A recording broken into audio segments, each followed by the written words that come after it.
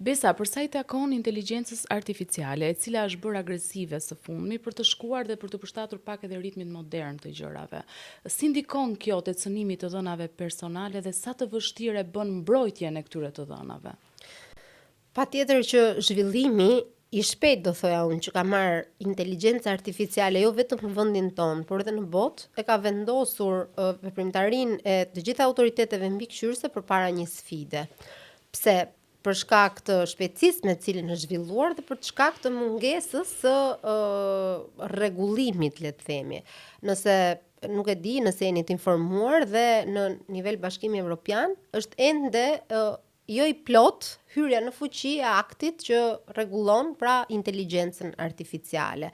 Për këtë shkak po bëhen edhe ndryshime në legjislacionin ekzistues në nivel Bashkimi Evropian, pra është një sfidë e përgjithshme me cilën po përballen të gjitha vendet dhe duhet të themi që dhe vendi jonë është përballë kësaj sfide. Pjesë e projektit cilin unë përmenda pak, për cilin ne kemi aplikuar, është patjetër edhe rritja e kapaciteteve në kuadër të adresimit dhe rritjes kapaciteteve tona për të dominuar dhe për të kontrolluar inteligjencën artificiale me qëllim garantimin e të drejtave dhe lirive themelore të njerëzit.